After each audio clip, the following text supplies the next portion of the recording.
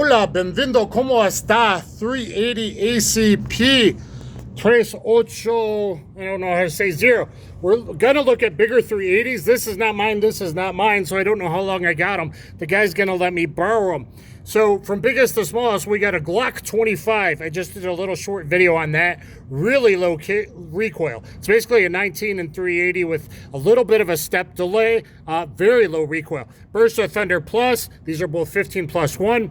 Makarov, a real Russian Makarov with adjustable night sights, 8+1. Beretta 84BB, no decocker, so you got to manually do it, or safety, 13+1.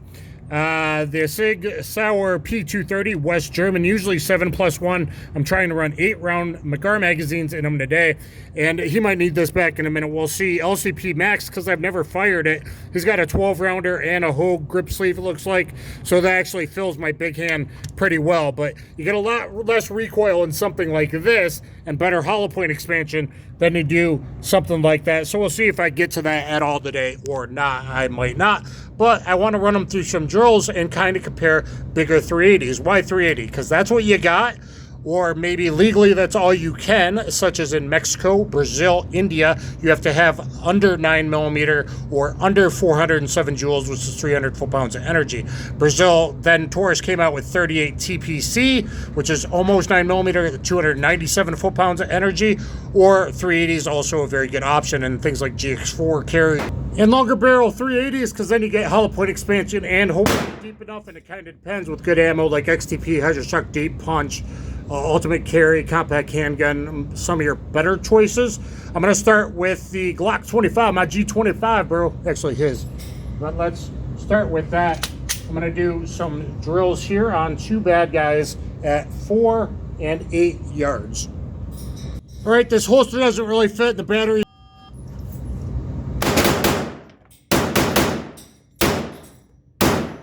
It's 8 shots in 5.3 seconds, 3-3-1-1. And that's interesting with the Glock 25. Some of those were 20 splits. So some were 24, which is my typical pace, 24 to 26 with 9mm. We got a couple of 20 splits. So maybe that's why a bigger pistol in 380. As far as hits, very good. All 3 inner or 5 box on him. Bandito number 1. And in the nose, good headshot. Here, 1, 2, 1 just a bit outside. I'm not happy about that, but not so bad my first time with the G25.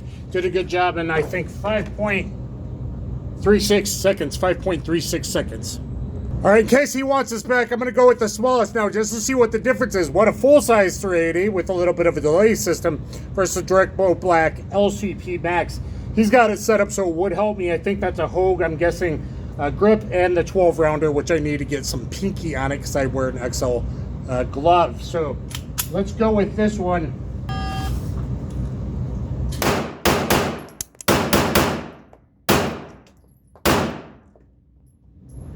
So trigger freeze, it's farther, really far back. But with the LCP Max, about 1 second slower, 6.24. Now it's probably only half a second, so it's slower on the draw. I didn't realize how far back the trigger was. The short trigger reach, it's a little small gun for me. There was that one very slow getting the second shot off trigger freeze. So it's probably a half second, and not that bad. On the hits, it's pretty much perfect. I got all 3. I got 2 in the inner box here, 1 there, sorry. 2 on the inner or the 5 box, 1 there in the 4 box. Good headshot below the eyeball. I got all 3 in the 5-point box here, surprisingly, at 8 yards. That's not bad with the little micro. Maybe I should get one sometime. They've been on sale. And LCP in the eyeball. So, was it a difference? Yes. Do I think I would go to a gunfight versus 3 armed robbers with this? Or against an active bad guy in a place? No. Is it a decent backup? Yes. Would I feel okay-ish? Maybe. With better hollow points in the G25 or G28, I'd probably feel more able to handle that with the smaller, easier to manipulate, way less likely to get a limp wrist or go out of battery in a scuffle because of a bigger gun with more slide mass and that kind of thing. Interesting difference. We'll go to the Bersa Thunder Plus next. All right, next up, the Bersa Thunder Plus. No, this isn't bad sex thing. It's a cold and an ingrowing hair, and it is what it is because it's freezing outside. Decock, safety, back on fire, that way. Here we go.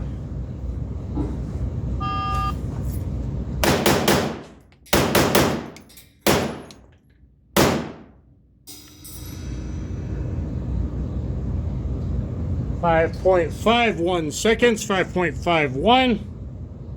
157 a first shot. 22 splits and 20 split. And I'm not really brushing.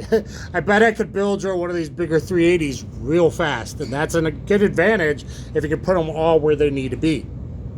All right, well, the Bersa did great. Before I go over the results, remember, guys, how fast that is. That's 8 shots. It's a draw, transition to the head, more refinement, precision needed, transition to the head. And we're still 5.51 seconds. Gunfights are very often 4 to 8 seconds, which we're seeing way more of these 6, 7, 8, 9 second gunfights, sometimes way longer. Keep that in mind. Good hits with the Bersa. We got 2 in the 5 or the A+ box where they need to go, spine and heart. 1 there in his lung and a very good headshot. 2. We got 2 in the 5 or A+ box, 1 in his throat and 1 in his mouth. Okay, so there we go. And let's talk some of the real advantages of a bigger 380. These classic ones and modern one, double action, single action, back on fire, carried, ready to fire, decocked, and you can reholster with your thumb on the back of the hammer. So if it's in the purse, which isn't a great idea, but if it is in a purse, or you're new to appendix carry, or it's left in the side of a car like some cab drivers I know that have the Bersa 380s, you can reholster safely, and that is a huge advantage. Or you feel safer in a leather holster, which is a lot more comfortable, as well as from top to bottom, these are a lot thinner in this area than a typical where the recoil spring is needed on a 9mm gun. So since they're not Browning action, they're direct blowback, most of them. It's thinner here, and in general, like, this is pretty thin, lightweight carry, and super lightweight old man carry, maybe more the backup gun, or if my back's really hurting, kind of thing, carried it as a backup gun today. So there's some advantages to big 380s. Let's do the Russian Makarov next. Давай, хорошо. All right, now at the Makarov single stack heel mag release, decock is up to decock, back down to carry, ready to fire, right there. Here we go.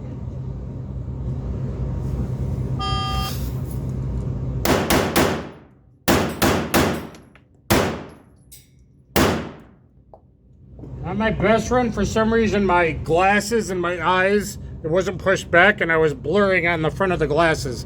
So it slowed me down 6.34. Still 26 splits. It did slow me down a little bit. So 6.34, pretty slow. I think it really was a kind of an eye issue there. All right, guys, as far as hits, we got 2 good ones here and here in the inner box. 1 just barely above it, but those are very good anatomical hits, and 1 there a little low, but you know that goes through to the medulla oblongata, so actually right in the philtrum area is not a bad shutdown spot. All the way up probably to there. You probably want actually below the bones of the forehead. And I don't think I covered this yet. So right on the outside of the inner box, there and there, still A zone. I think there's another one in there, and then a perfect headshot up there. So the Makarov handled its business. All right, next up, the beautiful Beretta 84BB. A lot of you guys bought this on a nice kind of sale too. I put on the excellent thinner, good traction lock grips, and it makes it look super classy.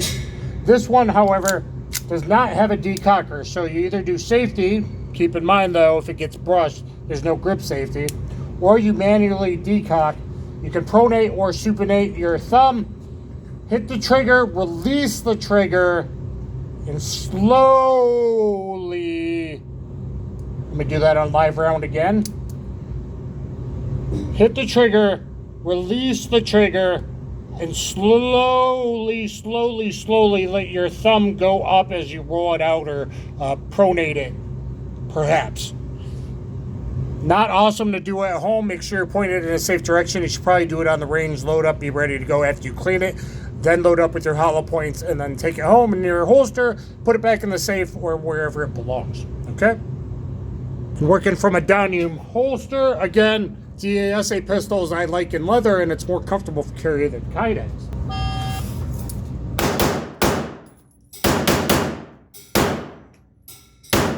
Really not bad there with some 22 splits, 24 splits, 138 to that last headshot. I hope I made it, because light pistols are easy to overswing under your transitions. And also this hits very high, so I had to try to bury before I let off the shot. Past like 6-7 yards, the Beretta hits pretty high, but 5.78's not bad. All right, so how do we do with the Beretta? Yep, it shoots high. 1, 2, 3. I mean, those are shutdowns. Luckily, I'm centered. Look how centered I am. Boom, boom, boom. Maybe hitting that trigger fast, actually, in recoil. 1, 2, 3. I mean, that one there is going to shut him down. That one probably is too, with a hollow point. FMJ might not, but the hollow point's going to nick that spine. Headshot there in the dome, same thing. Hollow point's going to bite in. He's got a very small, very rounded head. And FMJ, that's iffy if that bites in or if it skids around. Over there, it would skid around based on the shape of this dude's head. Reality, baby. Over here on Evil Danny Glover, we got one good down there, and we got 2 in his neck. Now that's an artery. Both of those are probably artery. That's pretty good. And a perfect headshot. I slowed way down to try and dip it, and even dipping it at 8 yards a little bit there. Otherwise, it would have been way up there. So, okay, it's 5.78 with 4 high neck shots, however, with the Beretta. All right, next up, the Sig P230. I love this pistol. It's why you're seeing me shoot it a lot. I don't love 7+1. I might be able to live with 8+1. We're trying that out again here with the other magazine. I did get a first jam in the 8-rounder earlier, a stove pipe extraction failure. So they were, I'm trying the other one now, fully topped off 8+1.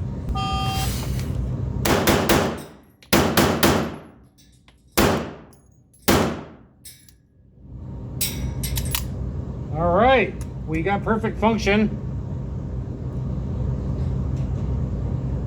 Perfect function in 5.70, 146 the first shot, 24 split, 22 split, 22 split, 28 split. Really slow on the headshots. It seemed like I was shooting high. I was point shooting it a little high. So on the headshots, I try to make sure it was pretty even. We'll see if the body shots are a little high or if they're good to go. 5.70, not bad. Good function. The last round, I'm going to double check now. We're loaded, I think, and it was okay. All right, so how did the Sig P230 West German do? We got one. Yep, sit right there, just barely outside. So that's a good hit. 1, 2, and 3. So 2 out of 3 in there. On the headshot coming back. Nice headshot right there in the eyebrow. What about this guy over here? Sorry on the camera work there. We got, let's see, 2. That line break counts. 2 in the inner box. Fortunately, one went high in the deck. Now, that might be a spurter, but I'm not. That's not where I was aiming. That's not great. And a pretty good shot there in the nose. So, pretty good with the Sig and 5.70, 1 high in the neck. All right, guys, let's look over our hits in total with 6 different 380s, 1 micro, and 5 bigger ones. So this was kind of cool. The guy let me borrow his pistols. So, I mean, all good hits here. A couple high there in his neck. All good headshots here. So a couple Beretta hits in the neck, but the rest all very good. You know, very good A-zone, anatomically significant hits. On Evil Danny Glover over here, all good headshots. Couple high neck shots, 2 with the Beretta, 1 with the Sig. The one with the Bersa, not very high, right there on the spine and the throat. And the body shots, all good. 1 Glock 25 shot. Yeah, no line break, just outside. I'm usually better than that, so there was 1 low left hit with that typical Glock trigger. So let's look over the results completely, guys, before you click off. Glock 5.36, all good. So the fastest, fastest with the Glock. All pretty good, but there was that 1 though left, technically outside the A zone. LCP Max, a second faster, really, if I was used to it, maybe a half second. Little too much trigger reach for me, though. I have problems with some of the little micro guns. I'd probably would be the same thing with the Bodyguard 2.0. Even with the Hellcat. The Hellcat RDP I borrowed my buddies, Roy Harrell's. It's called Roy Harrell's carry gun. I get a little too much in there, though I am hoping Springfield Armory, if I can get a connection going, I'd like to get the Hellcat 380. That would be cool to follow up with that. So, but they were all good hits, surprisingly. My first time with the LCP Max. With the Bersa Thunder Plus, 5.51, all excellent hits. I mean, one a little high, but right there, shut down in the throat. I'm okay with that. Best hits with the Bersa Thunder Plus. PM Makarov, a little slow. I had some eye issues going on with the glasses, I think, because I'm left eye dominant, and the way my eyes don't really focus. Slowed me down, but all good. I could carry it. The Beretta 84, 5.78, but 4 high. Not awesome about that, because I am actually probably going to carry the Beretta in the summer. And if once I get older, I have, body issues, lupus issues, back pain issues. The Sig is getting vetted as an old man carry-in option. So the Beretta 84, 4 a little high. Let me know if your guys' Berettas you got from that cool place with palm trees and stuff, if yours hit high as well, especially past 7 yards. With the Sig 5.70, 1 high in the neck at the 8-yard bad guy. So the winner technically is the Bersa Thunder Plus, probably with the Glock next if I had more practice with it. It was really cool in order to do that. So with the 4 I own, what's your favorite? The beautiful, sexy lines of the Beretta 84 series, especially the rounded trigger guard. So the 84F is kind of nice if I have the decocker. So the like of the decocker, but you can put it on safe if you need a reholster in a DGU. Makarov, now 8+1, but it's heavy and handles the recoil well. I happen to, get this extra special one for spy game stuff with adjustable night sights. Speaking of spy game stuff, Bersa Thunders. I think Bersa's really underrated. I have other videos on Bersa, a triple unboxing, especially if you do cans. I don't do cans, but they don't charge more for having a longer threaded barrel. Ballistically, would it help me or hurt me? Probably be okay with Hydroshock Deep and XTPs. Everything else, the extra long barrel probably hurts me. Shorter neck, over expansion, more drag under penetration. I think I'd be okay with XTPs and Hydroshock Deep. I was hoping to test that at some point with this extra 4.25 inch barrel there, but boy, it looks cool for LARPing. Speaking of LARPing, excellent West German Sig P230. If you want a little less recoil, you could get the stainless steel, maybe 2 to 4 ounces heavier. This one is exceptionally light, fully loaded A+1, I think about 22 ounces or just under 22 ounces. And that one magazine was vetted. I plan to do a bit more. I think I'm going to do glove shooting or left-handed shooting with these pistols in other videos. So please always like, share, subscribe, get down there in the comments. Will you consider a larger 380 for summer carry? Ballistically, the shorter barrel ones, and don't tell me about screwdriver BS, okay? Ballistically, the shorter barrel ones are going to have issues, especially if, God forbid, it's not just a t-shirt, but he has an undershirt or a flannel over or whatever. They're not winter guns. Pocket guns, some pocket guns better than no gun at all, but bigger 380s as a belt gun, I think, deserve. Now, the 230 I carried here this week and last week as a backup, A+1 in a DeSantis Nemesis. So this lightweight Sig can be a backup gun to me, and belt guns, all of them, as a belt gun. So good if you're living in the South or Central or South America, if that's what you're limited. Please, Brazilian fans, Mexican fans, South American, Central American fans, you guys that are limited, and India as well, please like this for doing this. Please like, share, subscribe, get down in the comments, look at my Paul Harrell tribute playlist. Get combatives and street jiu-jitsu on BJJ Fanatics. I got 4 highly coveted black belts keeping concealed carry in line. The hands are what grand weapons, multiple attackers and that. So if you're worried about self-defense, get combatives and street jiu-jitsu on BJJ Fanatics. Guys, like, sub, and look at my playlist. Thank you. Kaboom.